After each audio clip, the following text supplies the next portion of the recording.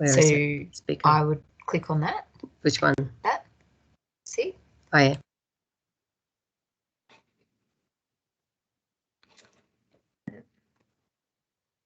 Thanks, Amy. I think we've got everyone in for now. Hi, everyone, and welcome. We'll just wait another moment as we have a few more people arriving. Just for those that have arrived, we are recording the session. We have hit record, so you are more than welcome to leave your camera and microphone off if that makes you more comfortable. As a quick reminder, there is a microphone and video icon up in the top right corner. That's where you can control those different icons there, so the video and the camera. So if it has a cross through it, it is off, and we do advise just to have microphones off in the background to eliminate any background noise. So good evening, everyone, and welcome. Thanks so much for joining us for today's online information session. I'd like to begin by acknowledging the traditional owners of the lands on which we're all meeting from today and pay my respects to elders past and present. As a quick introduction, my name is Kate Lewis. I'm part of the agriculture team at WorkSafe Victoria, and I'll be hosting this afternoon's information session. We know that harvest is in full swing for many of you, and of course is one of the busiest times of the year. And along with the pandemic, there's been many changes in the way horticulture businesses are operating, and we know this hasn't been easy. So today we've brought together speakers from Labour Hire Authority, WorkSafe Victoria, Agriculture Victoria, the Department of Jobs, Precincts and Regions, and the Victorian Farmers Federation. And all our speakers are going to be sharing information on how to navigate the latest health and safety requirements, and also some safety support services across the horticulture industry. And of course, answer any of your questions that you may have as well. And that's prior to some workplace visits happening in the Yarra Valley region in February. So WorkSafe Victoria, Labour Hire Authority and the Department of Justice and Community Safety will be undertaking workplace visits or compliance checks to horticultural businesses throughout the Yarra Valley region. And that's to help support the industry to stay safe and operational throughout harvest. So this session is an opportunity to hear from each of these organisations, and they'll provide information so you can further understand your obligations and what inspectors and authorised officers may be looking for in case you do get a visit in February. We also have AgVic with us and Agriculture Victoria and Victorian Farmers Federation with us today, and they'll be providing some information on seasonal workforce support and also VFF on their Making Our Farms Safer program of work, which has health and safety support as well. Before we do pass across to our first speaker, just a couple of tech issues to go through to start with, or 10 quick tech reminders. As mentioned earlier, we do have the microphone icon and the video icon up in the top right-hand corner. You are more than welcome to have your video on or off throughout the session, but just a reminder, we are recording this evening. For the microphone, just click the microphone icon for that to be turned on and off. We do ask to have that one turned off if you're not speaking, just to eliminate any background noise. We do also have a chat function, which should also be located just up in the top right. It's a little speech bubble. You are more than welcome to click that icon throughout the session and type any questions in, and we can get to those throughout the session. We'll usually wait for questions or answer any questions until after each speaker, and of course some time at the end as well. So without too much further ado, I'll pass across to our first speaker, who is Claire Harper from the Department of Jobs, Precincts and Regions, who will be talking around COVID-19 employer obligations and COVDSAFE plans. Thanks, Claire. Thanks, Kate. Can everyone see my slides? Yes. Yes. Okay. Right. Because yes. I can't see them. What's visible there. So. Yes. Okay. So thank you very much, everyone. My name's Claire Harper. I'm the manager of engagement and campaigns in the Industry Coordination and Recovery Group. I'm here to speak with you briefly about some of the most important and relevant requirements for you as employers, any of the latest updates around COVID safety, and also update you on any sort of the latest support and resources available to you. And there will be time for questions after. So just move to the next screen.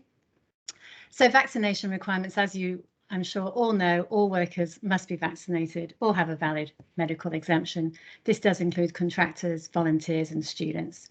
Employers must collect, record and hold vaccination information for all workers. You don't have to keep that evidence once it's been cited. Importantly for you, if you hire seasonal workers through a labour provider or labour contractor, you're not required to collect, record and hold that information on the vaccination status, but that is the responsibility of the labour provider to keep that information. We know there's been some questions around the third dose requirement. Food distribution workers are amongst the groups of workers required to show evidence of having had 3 doses of the COVID-19 vaccine. And there has been some clarification around what that means, which it states here. Food distribution worker is someone who works at or in connection with a premises that has the primary purpose of the distribution of food and is an on-site worker, manufacturing, port or freight, meat and seafood. So an off-farm packing or processing plant, we would consider that to be included, but our understanding is that this was not intended to capture all sort of food manufacturing or production. Therefore, if a farm is selling its produce or a market or a sale yard or an on-farm packing shed, then we would see this would be excluded from this mandated requirement. Similarly, if someone was to come on site occasionally, like a tradie, it wasn't their normal place of work, then they would also be excluded. A case in the workplace, very common now, when a worker has tested positive and they've worked indoors during their infectious period, they must inform their workplace as soon as possible. So that, just a reminder, that infectious period is 48 hours before the person started to develop symptoms, or if they're asymptomatic, 48 hours before their positive test. And then the workplace and the employer must take reasonable steps to identify and inform other workers who may have been exposed. So there's a bit of an explanation of what a workplace contact definition is. Face-to-face, less than 1.5 meters for more than 15 minutes with that confirmed case in a day, or in a small indoor space for more than 2 hours within a day. We've got a useful online self-assessment tool that you can use to determine whether someone is a workplace contact or not. And all these links will be in the slides and I can put them in the chat after. And also, if you have more than five or more cases within 7 days, that is considered to be a potential outbreak. And so you must let the Department of Health know about that. So 5 or more cases. As you know, there are people who are defined as close contacts, which we really look at that as a household or household-like contact. And if you're normally a household contact, you have to also isolate for 7 days, as does the person with the confirmed case. However, there are some sectors that may be exempt from quarantine requirements in order for them to attend work. And your sector is included in that. And the details are presented here and also on the web, and I'll give the website at the end. So if you're involved in food production, processing, warehousing, distribution, then if you have a worker who is a household contact, they are allowed to attend work. However, there are important exemptions. It only applies to the work setting, nowhere else. If that worker develops any symptoms or tests positive on a rapid antigen test, then that exemption no longer applies. So the worker may return to work if it's necessary. So the first thing to decide is it actually necessary for continuity of operations that we need this worker in, and they've thought of everything else. Any other options have been exhausted. Workers have to notify their employer of their status as a close contact, and then there must be agreement and consent between both parties about the worker coming back to the workplace. And of course, they must already be vaccinated. If they are coming into work, they need to take a rapid antigen test each day for 5 days and return a negative test prior to attending work. They must wear a face mask at all times, unless, of course, they're eating or drinking. We don't want them to enter a shared break area. We want to try and facilitate solo break time if possible. Again, the minute anyone who's exempt tests positive, they are then considered a case and therefore they must isolate. Need that exempt worker to travel directly to and from the premises where they're self-quarantining without going elsewhere. Really kind of limit their movements, not carpooling, and where possible avoid public transport. Some other general business requirements that we expect are that you keep business records, you know, who's been there on your site. There is the Service Victoria QR code service, which we recommend, but it's not required for farms. Of course, as you've heard a lot about ventilation, we want all businesses to maximize ventilation, keep spaces open, windows, outside doors open, etc., to increase that airflow. And of course, we must ask everyone to respond quickly to a confirmed case to try and limit any further spread. There are translated information on the coronavirus website in many, many different languages. The link is here, and again, I'll put it in the chat at the end, and the COVDSAFE plan, etc., has been translated into many languages. So if you have any workers for whom English isn't their first language, they'll be able to find a lot of information out on these pages. So every business must have a COVDSAFE plan. There's a new template available. This template doesn't have to be followed to the letter. You don't have to change your COVDSAFE plan if you've got one, but it does serve as a guide. It's been updated, it's briefer, it's clearer and easier to use. But you do need a COVDSAFE plan. If you have multiple work sites, you need one and a copy at every single premises. What does it need to include? It needs to include the actions that you'll take to prevent the introduction or spread of COVID at your workplace, the type of face mask, PPE that your workers and your workforce needs, how you'll prepare and respond to a suspected or a confirmed case, and how you'll meet the requirements of the government regulations. So it's a list of health and safety actions. It's important for everyone to have that COVDSAFE plan. And when you go through it, if you haven't already, it really asks important questions that you need to be considering and keeping that up to date. And it helps you prepare for when or if you have a confirmed case. It must be written down, can be electronic or printed. Everyone needs to know where it is in your business and need to be able to access it. And it needs to meet your requirements. So the template is optional, but may provide a useful starting point and is a guide. So COVDSAFE accommodation, this is really just if you have any seasonal workers living or staying with you or in accommodation in your business or nearby in hostels or rooming houses, etc. Accommodation needs a COVDSAFE plan, of course. They need to use QR codes. Face masks obviously are required indoors. Again, around principles around maximising ventilation, ensuring signage is there. Anyone that works in accommodation must be fully vaccinated. Guests don't need to be, but of course, if the guests are workers, then of course they have to be vaccinated for work. And of course, anyone who's not vaccinated, if they were to use another part of the accommodation where there might be a restaurant or a gym, then you'd have to be vaccinated to go into those parts of the accommodation premises.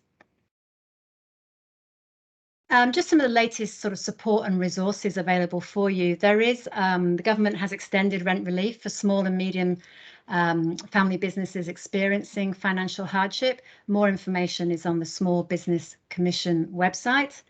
As I've said, there's a new COVDSAFE plan template. You can link through to there. And also we are offering some information sessions to help anyone who wants to update their COVDSAFE plan or understand more about it. They're free. You can go along to one by clicking on the link, which I'll put in the chat, and that's a general information session, and then we can have a targeted one for your sector or your location if you want. And as I mentioned before, there's a useful online tool to help you determine if you've got workplace contacts in relation to a positive case, and also there's a case in the workplace webpage that you can refer to. And here are just some of the useful links. This is where a lot of the information that I've spoken to you about today is all kept and kept up to date. So I do encourage you to keep looking at these sites. If you have any questions, please let me know. Thank you. Thanks so much, Claire. If there are any questions for Claire, you are more than welcome to ask them now, in either using that chat function, or you are of course welcome to take yourself off microphone and ask them directly. If there are any questions, please ask away.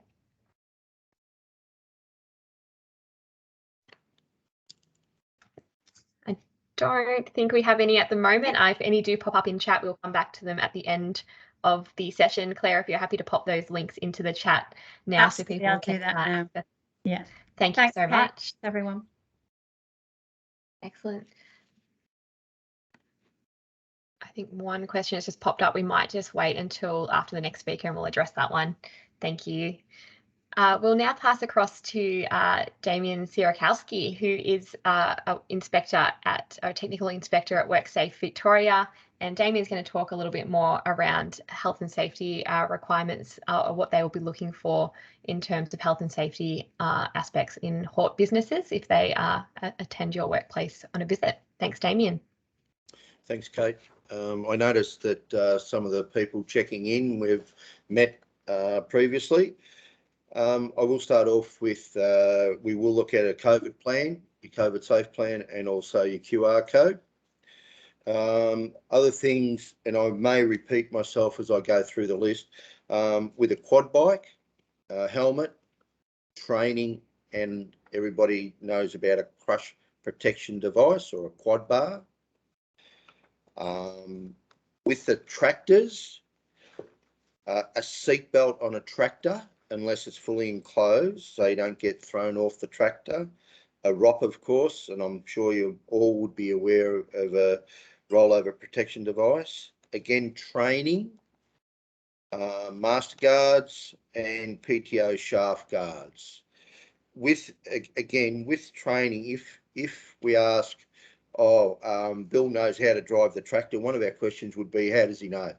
Oh, he's driven it for 50 years. Well, how do you know that? So it might be from a previous employer, it might be from a statement, or just a job description. Other things, the attachments that go onto the tractor, you've got mulcher, mowers, rotary hose, etc. You need to guard the PTO and the drive shafts. The mowers especially, because they're a nice big flat piece of metal, good to step on, especially when the it's in gear and it's turning, and the risk is quite great if you get caught up in that. Again, training and supervision, especially if you have labour hire, it would be a great idea to have a content if an inspector visits your workplace, to prove or to verify that the employees have been trained in occupational health and safety. And also it'd be good that they understand it as well. We're well aware that there is multicultural employees or workers and labour hire. It would be good for them, you need to verify that they understand occupational health and safety. A lot of farmers have forklifts, especially in production and packing sheds. We would look at the licenses, which one would assume would be on a file of all your forklift drivers in the office. And there would be a traffic management. So if the forklifts are going in and around pedestrians, you would need to eliminate a moving forklift from a pedestrian area or by time or distance. Also, we are aware that there are some farms up in the valley that allow public access, so UPIC or open displays. Therein lies another issue where you don't know what the public know about your business or the terrain or etc. So you need to be more vigilant if public have the access to your farm. Another one we look at is manual handling. So movement of heavy items, and you can do that by the use of trolleys, etc. Pallet lifters, pallet trucks, anything above shoulder height. You would question why a heavy item would have to be stored above shoulder height if there's plenty of room underneath or plenty of room around the shed or the factory or the packing shed to store it. For example, like decanting a 20-litre drum of liquid, you would nearly expect to be in a tilt frame where you just put the 20-litre drum in there, tilt it over, so you're not holding 20 kilos and trying to empty stuff out of it. Another one would be fertiliser bags. If they're 25, 50 kilos, that you want to be on a bench, open it up and then decant from that. Also, repetitive movements. You wouldn't want a person doing the same task if it's a repetitive task, and you'd reduce the risk by rotation. Other things we look at are hazardous substances, all your sprays and that. When you use a hazardous substance, do you use a respirator? And how is the respirator stored? Not in the shed open, so spiders and dust and that can get on it. And when you put it over your mouth, that's what you first breathe in. Also, bunding around hazardous substances. Cattle, we haven't got that many cattle farms up there, but we look at a crush for a vet, ensure that the animals movements reduced while the vet's checking over the animal. One more thing is that there is an enormous amount of work done in agricultural publications. It would be a really good idea to have a look at some of those publications, because there is a lot of information that you could use on your farm to make your farm safer. And just one thing, if something moves, you need to look at the risk and guard it. So, for example, a belt drive, a chain drive, if I can put my fingers in it or get caught up in it or get my clothes caught up in it, you need to guard it. And that's about it, Kate. Thanks, Damien. Lots of helpful information there as to what you may be particularly looking for when visiting horticultural businesses. I'll also just give a quick plug for a service at WorkSafe from WorkSafe Victoria, which is the OHS Essentials Service. It is an independent OHS consultation service, and you are welcome to apply or use that service as well within the horticultural industry. So I'll put a link to that one in the chat as well for you to have a look at as well, and as well as the agriculture webpage for WorkSafe Victoria. Do we have any questions for Damien at all, or for Claire? We will go back to the one question that we have seen, but I'll just pause for a moment to see if we have any other further questions. Nobody has any questions of me, Kate. It's all about Claire. There's one question from Iris. You say, Iris, that you pick and pack your produce on site. So our understanding is that that would mean that you were excluded from the third dose requirement, because it's on site. Yeah. And I welcome my colleagues from AgVic or other areas to add to that. That's our understanding.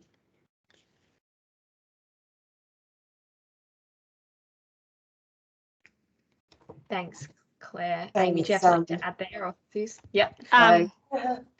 You go, Z. All right. Thanks, Claire. Just a delay in my Teams. That's okay. That's also our understanding. You're spot on there, Claire. So the mandate is very much focused on the processes. So if we're talking about a big processing plant or big fruit packing standalone shed, yes, but the premises that the on-site packing sheds where you bring your fruit in and sort it and then pack it, that's not part of it. I think the key word is primary purpose in those in the written guidance that Claire has shared, it's the primary purpose is the key word. So if your primary purpose is packing and distribution, yes, but if you've got mixed practices going on, such as picking and packing, no.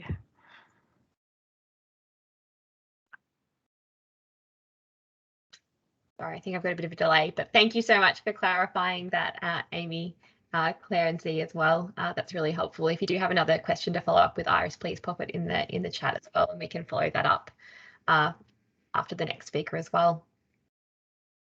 So our next speaker is Tom Cunningham, who is from the Labour Hire Authority, and Tom will be speaking to us all today around licensed labour hire and labour hire relations. Thanks, Tom. Thanks, Kate. Hopefully my slides are up and everyone can see that. So my name's Tom Cunningham. I'm a Senior Compliance Officer with the Labour Hire Authority, and we'll be heading out to the Yarra Valley in a couple of weeks' time.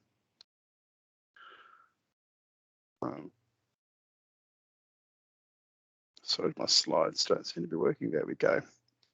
So our focus is, as mentioned already, is that we want to see that everyone's got a COVDSAFE plan. We also want to see that hosts are using licensed providers. We want to see labour hire workers being treated fairly and that their work's being provided by licensed providers as well. And we want to keep operators in the horticulture industry to keep operating smoothly, safely and fairly. The first thing I'll sort of get stuck into, sorry, wrong way, is whether or not you're using a licensed labour hire provider. So it's a very simple way to check that, and I'll just take you over to our website, which is here. So that's just labourhireauthority.vic.gov.au. And just before I sort of talk about a little bit more, just what is labour hire? If you're getting in another business to provide workers on your farm, that's labour hire. If you're employing workers directly, that's not labour hire. So it's quite simple. If there's money going directly to the workers from yourself, it's not labour hire. And certainly if you've got one contractor getting another contractor in or subcontracting, then look, they all need to be licensed labour hire providers. To find if they're for a licensed labour hire provider, or if they've made an application, just find out about them. You can just click on these boxes here. This is the find a licensed labour hire provider. I'll click on that straight away. It's a bit quicker. Tends to be a bit slow when I'm presenting. We just put in the business name, or you can search by their ABN, and then that'll bring up the business there. And if you click on the business, it'll show some details about their license. And you've got the green tick. That's fantastic. Another thing you can do, once you've got someone and you know that they're licensed labour hire, you can tick on this follow my providers, and that means if there's any change to that business's license, we'll give you a heads up. So it could be that, look, they haven't paid some fees or something like that, or there's been some sort of problem, and we might consider suspending or cancelling a license. If that's the case, we'll give you a heads up and let you know if you sign up to that.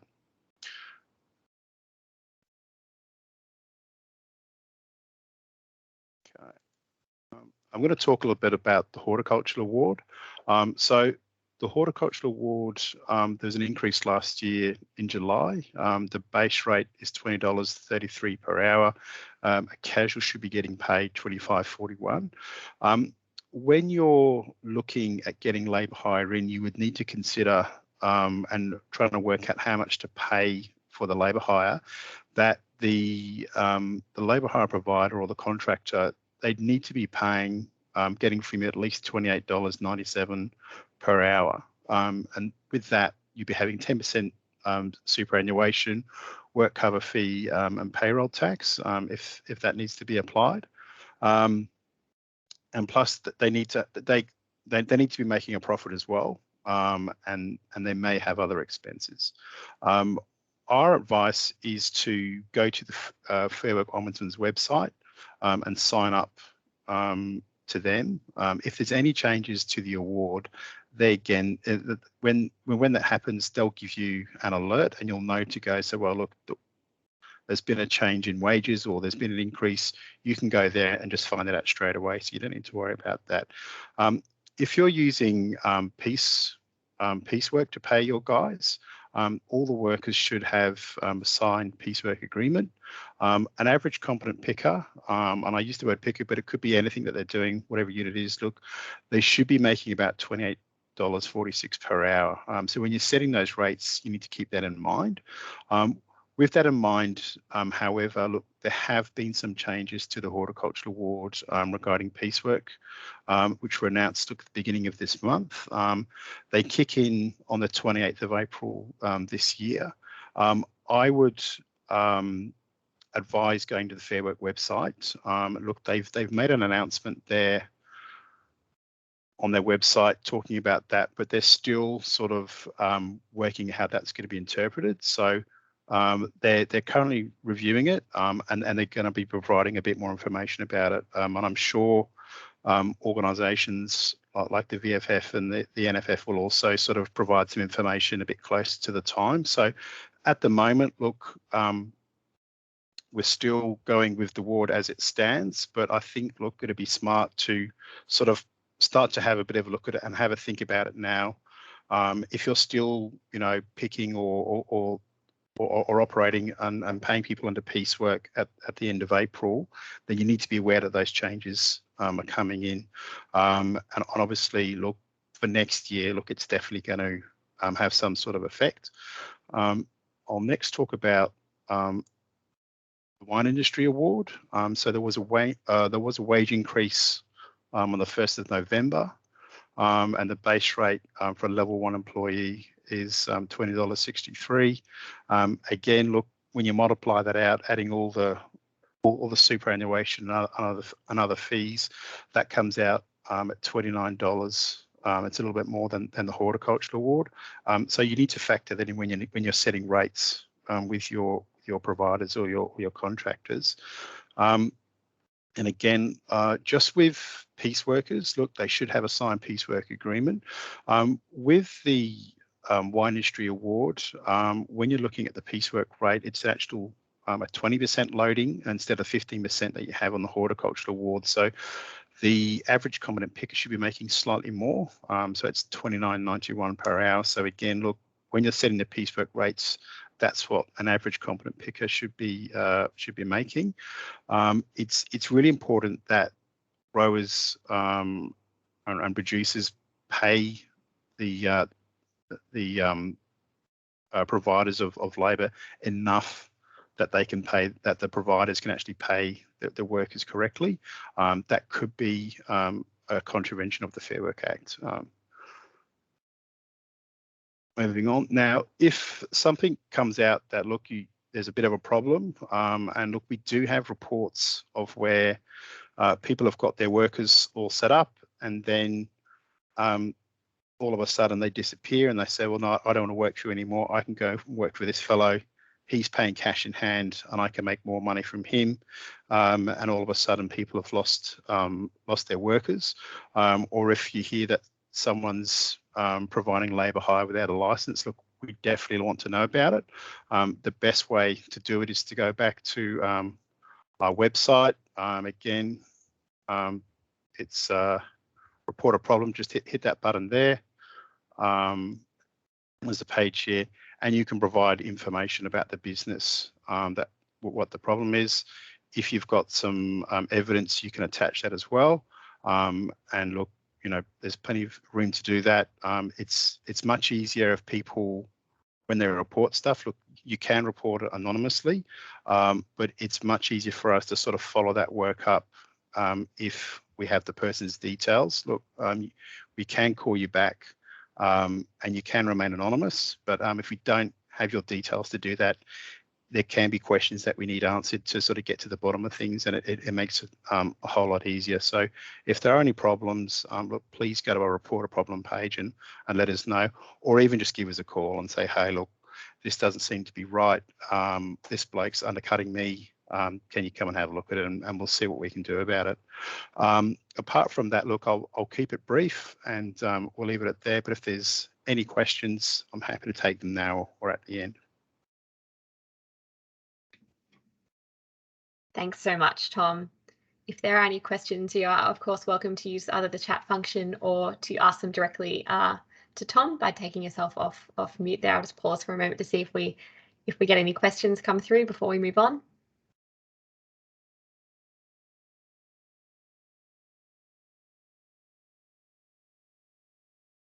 All right. If we might move on to the next speaker, if any do pop up in the chat, we will make sure to cover those towards the end of the session as well. Thanks so much, Tom. So our next speaker we have up is Richard Verstegen, who joins us from Victorian Farmers Federation and is part of the Making Our Farms Safer team. So thank you, Richard. Over to you. Thanks, Kate, and good afternoon, everybody.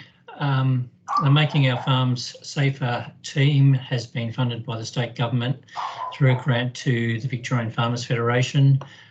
We provide safety services across Victoria to any farmer. You don't need to be a member of the VFF. Our safety services vary from a basic health and safety consultation where we come out and we sit around the table and talk about all the requirements and then do a walk around the farm. Alternatively, we do a walk and talk where we get a group of farmers together and we talk a bit about the different issues they have, and then we'll walk around and talk about the hazards on the farm and how to control them. The final piece we do is an audit of health and safety management systems for those farmers who have systems in place. Just from our backgrounds, myself and my boss John, we have over 60 years of experience in health and safety, and we clearly can do a lot of good work. And at the present time, those services are free, as I said, to all farmers across Victoria. Our team has also recently launched in the last couple of weeks our Making Our Farms Safer website, so I would encourage you to go there. If you would like our services prior to the work that's going to be done by WorkSafe and the Labour Hire Commission, we have some space in our diaries at the moment. If you go onto our website and book the website for our services, we will respond directly to you and let you know when we can come out there. We offer a fresh set of eyes. You may already have health and safety people there. We've worked with corporate people as well. That's just about all I've got for today. Thank you very much. Thank you so much, Richard. Definitely a wealth of information between yourself and John as well. So I've just popped the link in to the Making Our Farms Safer website. So if that sounds like something that your business might look at, that just head to that link, and Richard or John will be in touch. Thank you so much, Richard. I'll just pause here for a moment to see if there are any questions again for Richard or any of the previous speakers as well. Of course, the chat or the asking directly are both options there as well.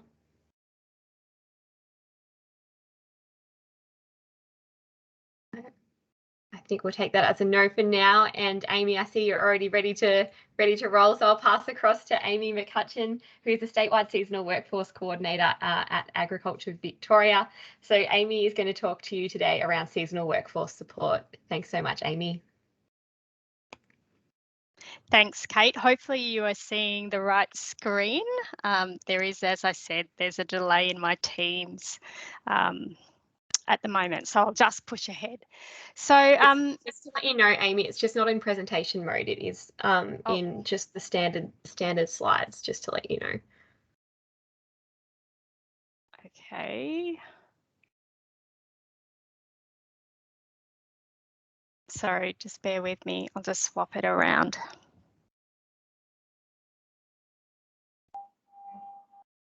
Hopefully that's working now.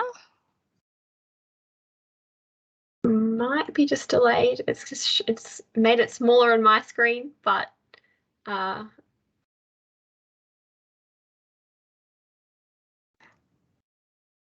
you see anything? Yes, it's there, but Yes. it's not full. Oh, okay. All right, I'm just going to push ahead. I can vouch that it was working. We did practice it before for the meeting, so apologies. I'll just keep going. Yeah. So one thing that I would like you to take home today is we've got seasonal workforce coordinators that are in the key horticultural regions of Victoria. So we do have seasonal workforce coordinators in Sunraysia, Golden Murray, Gippsland, Yarra Valley, and I'm the statewide one. You may have been in contact or heard about Joe Chong-Wah or myself, Amy McCutcheon. So if there's any queries on workforce pressures, any of the support that I'm talking about today, or any concerns, be it on COVID safety, vaccination, mental health, or in fact your workforce pressures, please get in touch with us. You can use the generic email address of seasonalworkforce@agriculture.vic.gov.au. We'd love to provide you with the available support.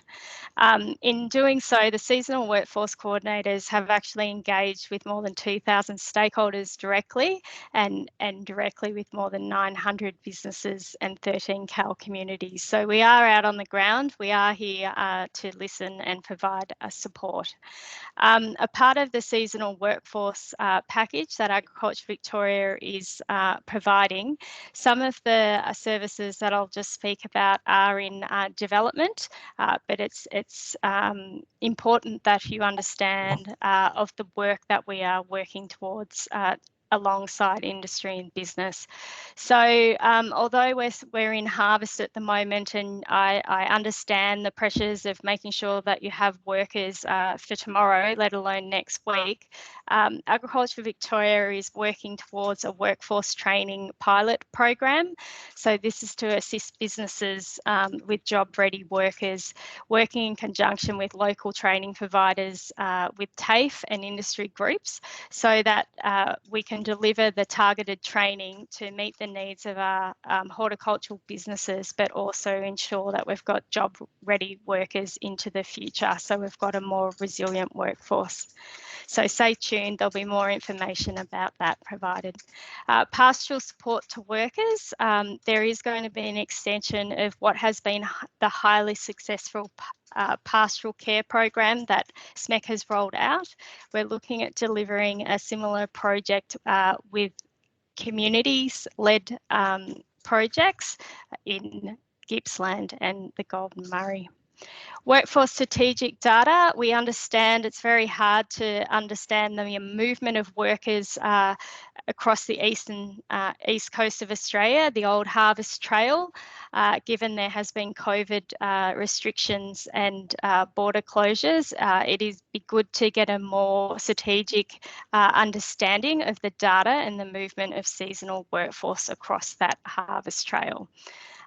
So we're working with the states and industry sectors to ensure that we get more strategic workforce data. One that I can confidently speak on that has happened and is continuing to happen is our investment in the seasonal workforce accommodation project. The SWAP has invested $3.1 million in 13 projects across the state, and it has tangibly seen new accommodation, transport and support options for more than 2,000 workers. The projects range from upgrades and additions to a commercial accommodation, new on-farm accommodation, through to transport and accommodation support for workers, particularly through industry associations. There's also the Ag Resilience and Recovery Program. These were grants of $10,000 to $300,000 that were made available for growers to improve their on-farm infrastructure and accommodation in light of COVID safety. That funding is now closed. As you can imagine, we were overwhelmed with applications, and Rural Finance is continuing to assess the submissions made. The Seasonal Workforce Industry Support Program, SWIFT, has also invested $1 million in 13 projects, and this is to help equip and support industry bodies and unions to undertake activities to support COVID safety, worker welfare and seasonal worker recruitment. In the Yarra Valley, you may be aware of Yarra Valley Seasonal Workforce Hub through the Yarra Valley Agribusiness. That is one example and a very tangible example to this forum of the SWIFT project. Also Nursery and Garden, I can see that Craig's on the line, clearing a worker pathway with the Cal community and continuing to do tremendous work in that area.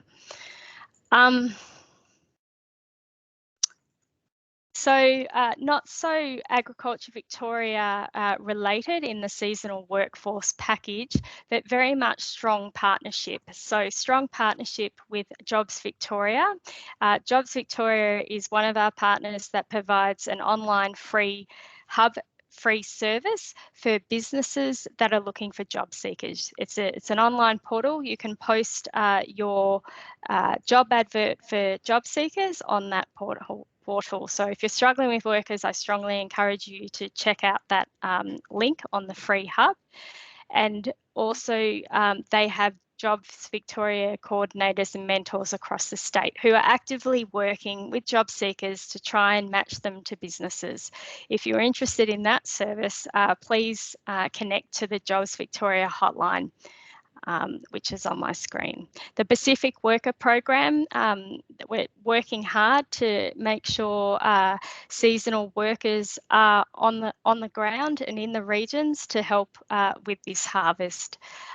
Noting that this program is a Commonwealth program and it's going to streamline to the PALM scheme on the 24th of April.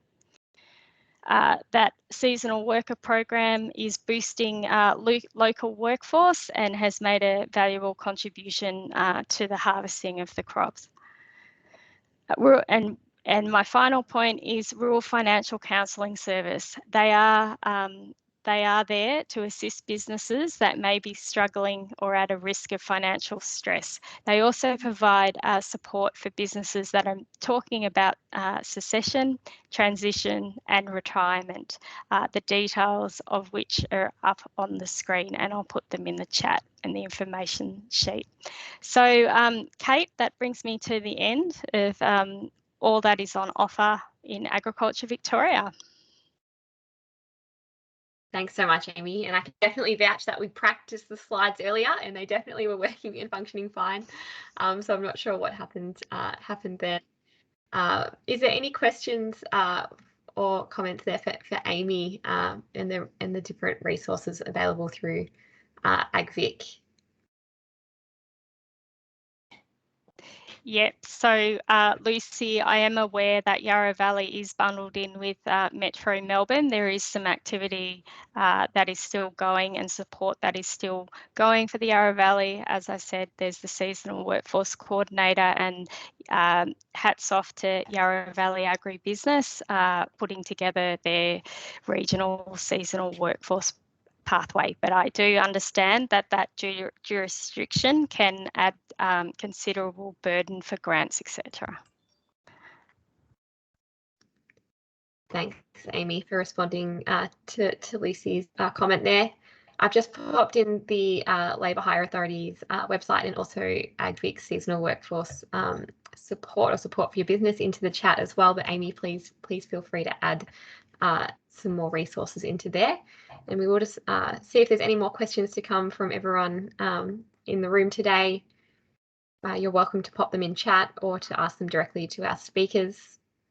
If you do want to click any of the links as well, I think I recommend clicking them prior to leaving the meeting. I'm not sure if you'll have access to them directly after. So if there's anything in the chat there for the website links, I recommend clicking on them, putting them into your internet browser now, just to make sure you have access. Is there any questions or comments from anyone in the session today?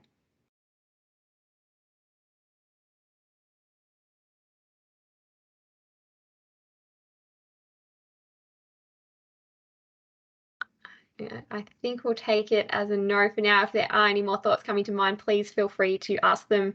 We'll stick around for a few more minutes, but we will wrap it up there, and just say a big thank you to you all for coming along today.